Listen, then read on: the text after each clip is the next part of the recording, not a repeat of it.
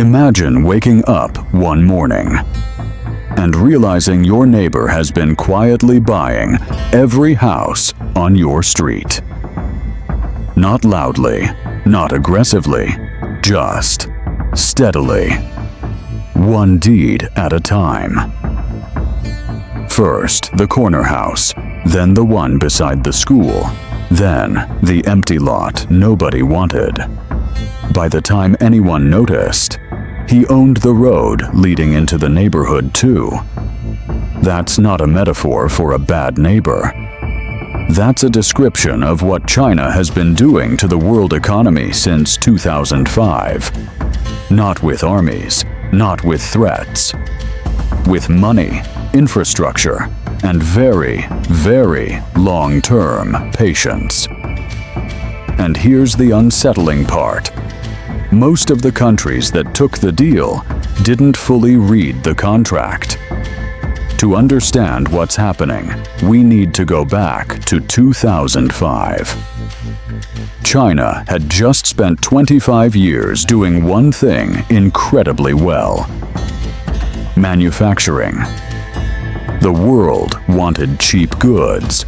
China supplied them relentlessly. By 2005, China was sitting on something almost no country in history had accumulated so fast: $800 billion in foreign exchange reserves. By 2014, that number hit $4 trillion. That's not wealth, that's a weapon, if you know how to use it. And Beijing knew exactly how to use it. Here's the problem China faced. You can't just sit on $4 trillion. Inflation eats it, currencies fluctuate. You have to deploy it. But buying US Treasury bonds only goes so far. So China asked a different question. What if instead of lending money to rich countries, we lent it to poor ones? What if instead of buying financial assets, we built real things? Roads, ports, railways, power plants. Things that don't just earn interest, things that earn influence. In 2013, President Xi Jinping gave this strategy a name: the Belt and Road Initiative. It sounded like a development program. It was marketed as one. But economists who studied the fine print saw something different. Here's how it actually worked. China's state-owned banks would offer loans to developing nations. The interest rates looked reasonable, sometimes generous. The pitch was simple. You need a port, we'll build it. You need a railway, we'll build it. No conditionality, no lectures about democracy, no style austerity. For countries that had spent decades being told what to do before getting any money, this was irresistible. Sri Lanka signed. A new port in Hambantota, billions of dollars. Pakistan signed. The China-Pakistan Economic Corridor, $62 billion in infrastructure. Kenya signed. A railway from Nairobi to Mombasa. Zambia signed. Ethiopia, Ecuador, Venezuela, Malaysia, Myanmar. Over 140 countries eventually joined the Belt and Road. But here's where the metaphor gets darker. Remember the neighbor buying houses on your street? Now, imagine the contract included a clause, buried in paragraph 47. If you cannot repay the loan, we retain operational control of the asset. This is what researchers at Harvard and AidData later called debt trap diplomacy. And the most famous example wasn't in Africa or Southeast Asia. It was on a small island most people couldn't find on a map. Sri Lanka. Sri Lanka borrowed heavily to build it. Hambantota Port.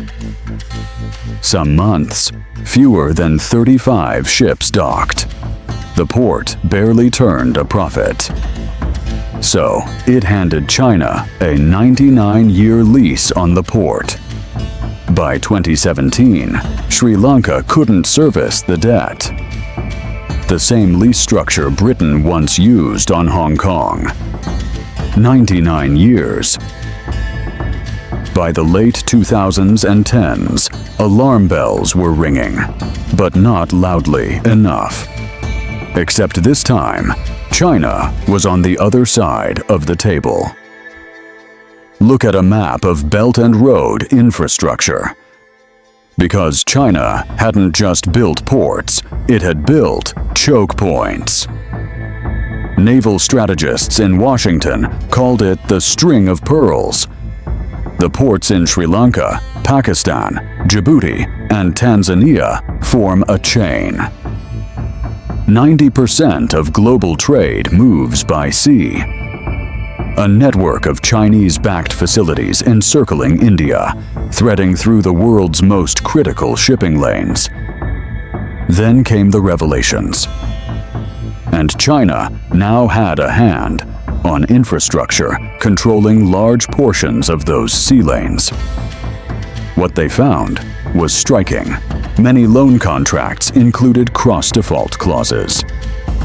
Aid Data spent years analyzing over 165,000 Chinese development projects across 165 countries. Confidentiality clauses. Meaning, if a country defaulted on any Chinese loan, all loans came due simultaneously. And collateral clauses. Governments were contractually forbidden from disclosing loan terms to their own citizens. Oil, minerals, agricultural output. Not on specific assets, but on future commodity revenues. China wasn't just buying infrastructure, it was buying resource streams, decades into the future. Venezuela pledged oil, Ecuador pledged oil, Angola pledged oil. COVID hit in 2020. Commodity prices swung wildly, and for many of these countries, the timing couldn't have been worse. Countries that had been barely servicing their Chinese debt suddenly couldn't. Tourism collapsed. In Pakistan, the government was spending over 40% of federal revenue just servicing external debt. Tax revenues evaporated, not solely because of Chinese debt, but Chinese debt was a structural wound that made the hemorrhage worse. Zambia became the first African country to default in the COVID era. So where does this leave the world today? And Sri Lanka? Sri Lanka's entire economy collapsed in 2022. The port of Piraeus in Greece, the largest port in the Mediterranean, majority owned by a Chinese state company.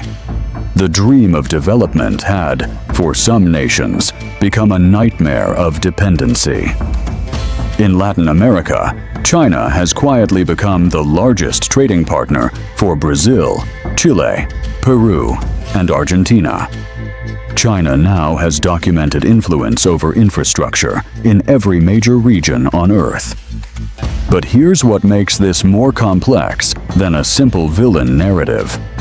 In Africa, Chinese firms have built or are operating dozens of ports, railways, and power plants across the continent. Ethiopia's railway modernized. Parts of Kenya's infrastructure genuinely improved. And in the Pacific, the Solomon Islands signed a security agreement with Beijing, alarming Australia and the United States.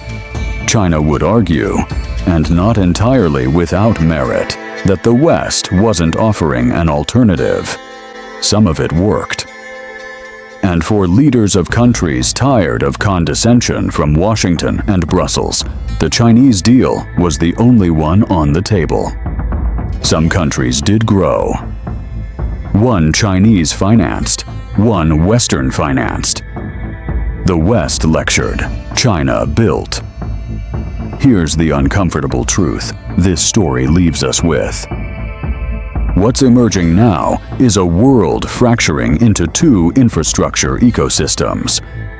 Britain did it with railways in India, and ordinary people in the middle are caught between great power competition they never voted for. The IMF did it with structural adjustment programs across the global south. China didn't do anything that empires haven't done before. When a powerful nation has surplus capital and a weaker nation has surplus need, the contract will always favor the powerful. America did it with banana republics in Latin America, and the fact that unlike previous empires, it's doing this without firing a single bullet. The method changes, the logic doesn't. It's the kind that shows up with a blueprint, a loan agreement, and a very long memory. What's different about China is the scale and the speed. The most dangerous kind of power isn't the kind that announces itself. It's the kind that shows up with a blueprint, a loan agreement, and a very long memory. So here's the question I want you to sit with. If your country needed to build a bridge tomorrow, and China offered to finance it, would you take the deal? Leave your answer in the comments. And if this video made you think differently about the global economy, you already know what to do.